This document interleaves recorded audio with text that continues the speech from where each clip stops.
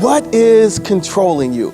The rhythm of an individual soul is based on the paramounting factor of what is controlling them. And so now you have to take some inventory. Like, okay, what controls me in life?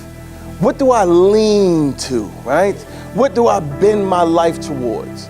And so I've learned to bend my life towards God, right? And so many, thank you, so many things have I had to throw away, right? Just over and over again. Things come, I gotta throw it away. Things pop up that how I used to respond, and I gotta throw it away. Things keep popping up and I keep having to throw things away because it has nothing to do with God and it has everything to do with me. And so because I don't want to control me anymore, and I want to be controlled by the will of God, the ways of God, the words of God, the Spirit of God, because I want to be controlled by these things. The Bible says, take every thought captive that exalts itself against the knowledge of God, right? So all these things over experiences of life just keep popping up. All these things just keep popping up. How I'm supposed to respond, how I'm supposed to protect, how I'm supposed to fight, how I'm supposed to think, how I'm supposed. And if you have no wise counsel in your life, sometimes we just don't go to the word. We know what the word says, but we don't go to the word. And so because we don't go to the word, you are left with your experiences.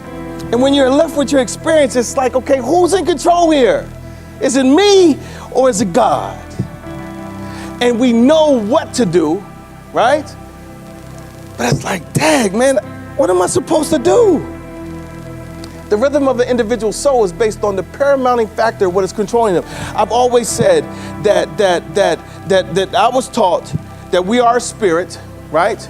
We're housed in the body and we possess a soul, right? The soul lies between the spirit and the flesh, right? And so because the soul lies between this, how are you bending? Are you bending spiritually or are you bending fleshly? And this is the crazy part. We all sit under the same word. We all read the same book. We all have the same God. We all have the same Christ who has died, risen, bled, beat, broken for us. But we all don't have the same experience. And it all depends on how you're leaning, right?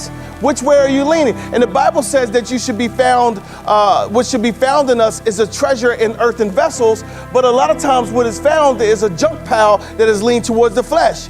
We are still eating on the things of the flesh. And so because we're eating from the things of the flesh, we think that we're spiritual, which we are because we're spiritual beings, right? But what happens is that we're being fed the wrong way.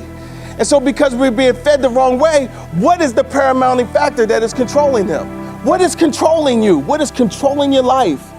Where are your decisions coming from? Where is your mindset? What are the things that are determining whether you go left or right? Are y'all following me, right? Every person has a solistic rhythm. The expression of a person starts in the soul, starts in the mind, the will, the intellect, the imagination, and heart. You just can't jump straight to the spirit. You're not designed that way. You just don't get to jump straight to the spirit. And we got to thank Adam for that, right? We have to thank Adam for that because God and Adam had a straight, direct spiritual relationship. But when Adam did that, the soul just said, oh, I get to make choices now. I have options. I could choose flesh or I could choose spirit. Before flesh had any control, it was just God and Adam spiritually. And so now the flesh says, oh, I get to make decisions now. And so because I make decisions, you have to consider me.